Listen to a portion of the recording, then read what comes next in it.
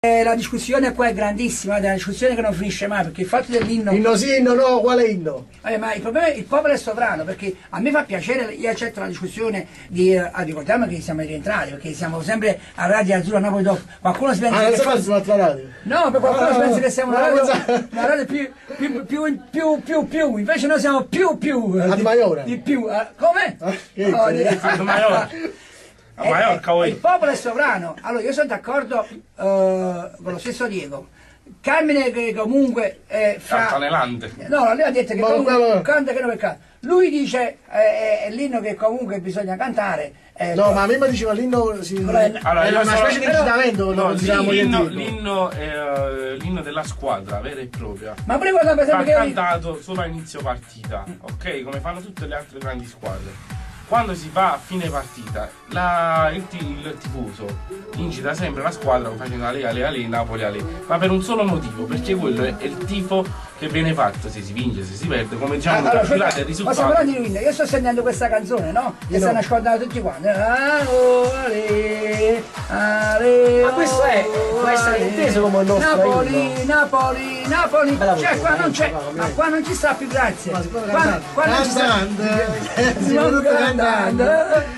Cioè non è perché qua gli fa il fatto perché siamo di parte, di minoranza. Qua non c'è più la Cassella Curva B. Allora se vogliamo fare in modo non di adottarlo, perché i grandi, ma pure lo stesso Maradona, lo stesso Ferrara, lo stesso presidente Ferlaino, Bagni, tutto, non è che è questo l'inno che potrebbe, perché giustamente avevate sempre detto che proprio si sta addormentando l'inno. No, sto ascoltando e sto incamerando le parole che vorrei dire, ma purtroppo non la posso dire perché... No, ma no, qua lo devi, sei liberi. Allora siamo liberi. Quindi allora, se vogliamo parlare di inno del Napoli, mi dispiace dirlo, ma è stata fatta una cosa mediatica con Usurdato innamorata, perché radio posso fare anche noi, Radio Marte, che è la radio ufficiale della società Calcio Napoli, ha fatto questa cosa mediatica che a fine partita mette questa canzone e fa incitare tutti, fa diciamo rallegrare un po' il popolo napoletano, il tifoso napoletano occasionale che inizia a cantare questa canzone. E infatti la cosa che dispiace a me è che durante le vittorie grandi che sono andate contro il Chelsea, contro il Manchester, questa canzone all'inizio veniva fischiata e sembrava che i fischi erano indirizzati ai giocatori del Napoli. Ed è questa una cosa brutta, perché fischiare una canzone che ha fatto anche la storia di Napoli è brutto. Però non è che si fischia la canzone, ma si fischia il tifoso che canta, perché noi vogliamo incitare la nostra squadra al di là del risultato. E allora l'inno, se ci deve stare sia nella sconfitta e sia nella vittoria. Quindi io incito il tifoso napoletano a cantare in tutti e due i casi.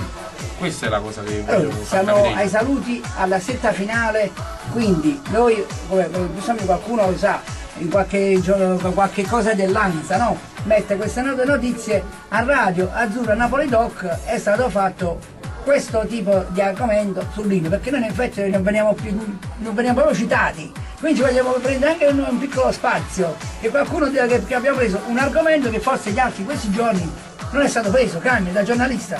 Ma gli altri quelli che fanno il male di Napoli? Il male di Napoli, bravo. Ma perché si riprende sempre quello che fa il male di Napoli? Ma perché vedi il problema è questo qua, perché noi siamo il fatto che se non vediamo il male per vedere il bene.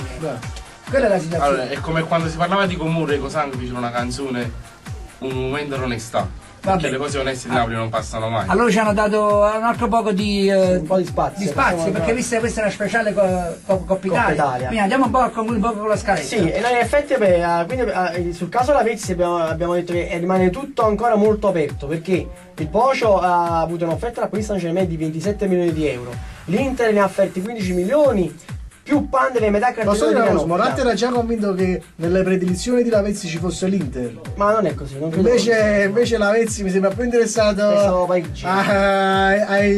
ieri c'è stato ai 5 milioni dell'Anzi, anzi no, però. No, poi c'è la squadra russa dell'Anzi che offrirebbe l'intera somma di 31,8 milioni di euro. L'Inter bisogna mettere anche questo in mezzo, anche Iannina. Perché Iannina forse... Ma guarda, questo non sta dicendo una cosa di secondo piano, perché Iannina in quanto modello... che sia mezzo maglione allora. È abituato, voglio dire, alle passerelle alle passerelle della moda di Parigi, di Milano, però Parigi è una cosa, penso che Milano... Guarda, non per Iannina, perché in effetti Iannina noi rispettiamo sempre... È carina Iannina? Il fatto che carina è molto carina, esatto. Me gusta mucho. Me gusta mucho la mujer de Pocho, me gusta mucho perché è mucho linda, però tiene la cabeza che non è buena. La Cavessa la tiene a chi con Napoles. Meno male che non facciamo rap perché su Cavessa ti pare una rima, lasciamo stare. Allora questo dico, allora perché poi evidentemente la stessa Iannina ti piace fare shopping e le sfilate. E quindi il buon Lavezzi quindi deve Ma la cosa importante da questi, dovessimo prendere questi 31 milioni di euro. Il Presidente li investirà sul mercato. Sì, ha detto sicuramente un anche milione, perché poi abbiamo preso soldi della Champions, soldi di dell'ospedale. No, dico qua c'è le cifre precise. 1 milione di euro a Radio Azzurra Napoli Doc. C'è un'altra cosa, parlando proprio sempre dell'Inter, che ieri è stato chiamato a gran voce da due grandi giocatori argentini, Camilito e Zanetti. Va bene, allora ragazzi, visto che siamo al discorso, non so, spagnoli, non lo so, Enzo ti ho concluso perché la Vezzi è stata chiamata a gran voce da Diego Milito e il grande Iavelli. Non so, Diego Senese. Sì, l'ho chiamato io. Allora andiamo per le conclusioni. Cominciamo sempre Diego, anche noi qui abbiamo Diego. Diego, vai Diego. Ragazzi, quindi niente, concludiamo con queste notizie. Abbiamo accantonato momentaneamente il caso Lavezzi, poi nelle prossime puntate che tratteremo poi nello specifico il calciomercato, andremo nel dettaglio e vedremo come si sarà quali saranno stati i risvolti della situazione. Cosa dire? Io veramente saluto tutti quanti, tutti i tifosi di Lavezzi se ne va, il Matador se ne va, sì, e quello è il male, così dice il male. Il Matador se ne va, rimaniamo io, Enzo Carmine e ti faccio cazzo. Il male perché qua a Napoli vuole fare troppo show, e sento che è successo, cioè, che c'è? La barba, papà. No, ma ci fa barba. Fate partire più tardi. Abbiamo capito che abbiamo il countdown, però giustamente facciamo i saluti che dovete, perché visto che comunque bella vista. Ottica giurista. Ma sempre pubblicità subliminale. Salutiamo i nostri amici, ricordiamo l'appuntamento a sabato prossimo. Sempre tifoso allo sbaglio sul Radio Azzurra Napoli Doc 88400, e da parte mia Diego Senisi un saluto e chiaramente Forza Napoli, e mi raccomando tutti fiduciosi. Ci vediamo l'anno prossimo, allora Forza Napoli, domani. Perché l'anno prossimo, scusa? No, quello continua. Sabato ci vediamo. Sabato. Vai, Mimmo. Enzo, noi ci vediamo venerdì con Napoli e il suo rap. Salutiamo le due pagine ufficiali di Facebook, Napoli e il suo rap e Tifosi allo sbaraglio, e do una palla a te. Dai, vado a concludere io, non posso altro che dire, salutare e ringraziare a voi, a tutti quanti i radioascoltatori di Radio Azzurra Napoli Doc che ci hanno ascoltato, e tutti quanti da questa qua vogliamo la vittoria del Napoli, diciamo tutti Forza Napoli!